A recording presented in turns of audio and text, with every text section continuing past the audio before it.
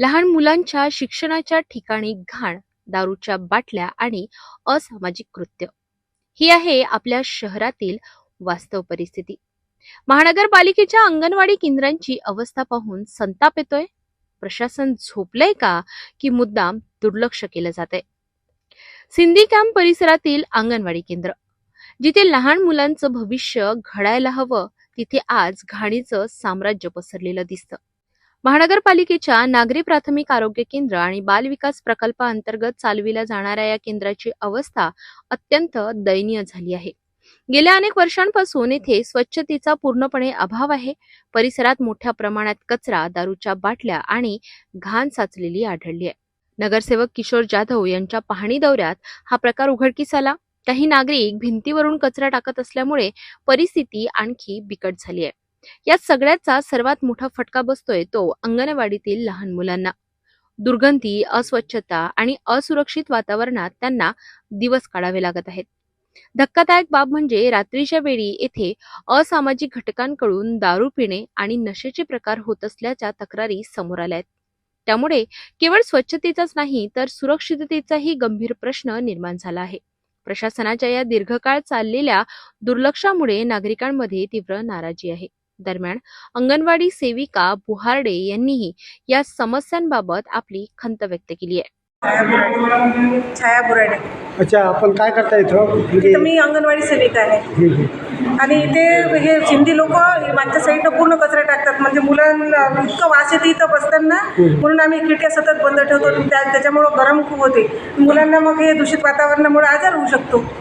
त्याच्या तुम्ही तक्रारी केली आता हो, केली आहे. आम्ही महानगरपालिकेत गेलो होतो याच्या आधी, पण काही दखल घेतली गेली नाही आहे. आणि ह्या सिंधी लोक आहेत त्यांना म्हणायला गेलो होतो, ते उलट आमच्यासोबत भांडतात.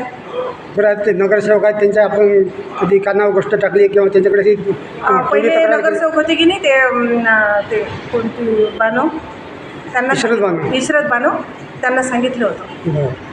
आता आपली काय मागणी आहे? आता आमची एवढीच मागणी आहे की हे इथली साफसफाई, चांगलं वातावरण असावं. इथे कचरा वगैरे त्यांना सांगून द्या टाकू नका म्हणून.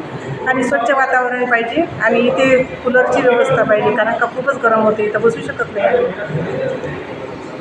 आणि मुलं म्हणून उपस्थिती कमी होते, मग मुलांची कमी होत चालली आहे. पालक लोक आणायला बघत नाही.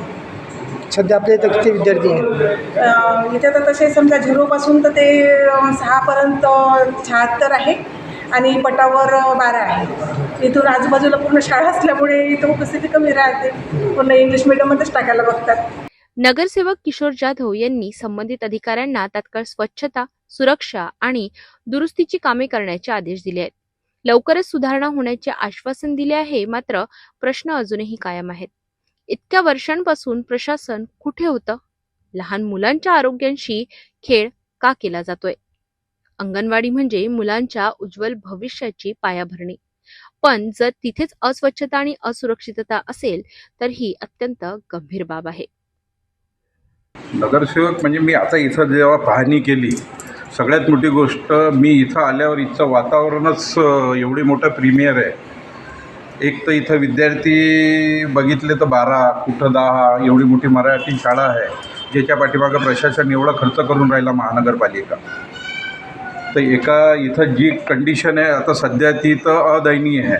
आणि महानगरपालिकाची जी स्थिती आहे सध्या, प्रशासन काळ गेल्यामुळं इथं जे अडचणी येऊ राहिल्या ते आहे. आणि इथं ज्या मॅडमनी लहान लेकरांना जो त्रास होऊ राहिला, तर त्यांनी जी कुलारची जी डिमांड दिली तर मी इथं आल्यावर दिलेली आहे. याच्या आधी अगर इथं काय सुविधा नाही आहे तर यांनी लेखी स्वरूपात महानगरपालिकाचे अधिकारी शिक्षण विभागाला द्यायला पाहिजे. आणि आज आम्हाला त्यांनी ते माहिती दिली, तर याचा आम्ही पुरेपूर त्यांच्याकडून माहिती घेऊन यांच्या ज्या समस्या आहेत ते सॉल्व करायचा प्रयत्न करू. पण इथं जी बाजूला सिंधी कॅम्पची जी वस्ती आहे, त्यांच्या म्हणण्यानुसार का ते पूर्ण कचरा शाळा प्रीमियरमध्ये टाकतात. तर मी शासकीय हे करून पूर्ण प्रयत्न करेन का इथच्या ज्या आजूबाजूच्या ज्याही लोकांनी कचरा टाकला त्यांच्यावर दंडात्मक कारवाई करायचा मी पूर्ण प्रयत्न करीन. आणि इथं त्या पद्धतीने मी त्यांना नोटिसा आणि त्यांना तो दंड द्यायचा पूर्णपूर मी प्रयत्न करीन. आणि विशेष म्हणजे ज्या पद्धतीने इथं एवढी मोठी जी शाळा आहे याची देखरेखसुद्धा नाही आहे. इथं मी ज्या पद्धतीने पाहिलं तर इथं संध्याकाळी काही दारू पिणारे व्यक्ती इथं दारूच्या वस्तू दिसल्या, संध्याकाळी रात्री गांजा हे करतो, तर मी हे पोलीस डिपार्टमेंटला बी एक आवाहन करतो का ज्या बी शाळा आहे महानगरपालिकाच्या यांच्या इकडं तुम्ही रात्रीची गस्ती आणि त्यांचे जे तुमचे DBचे अधिकारी आहे यांना तिथं पाठवा.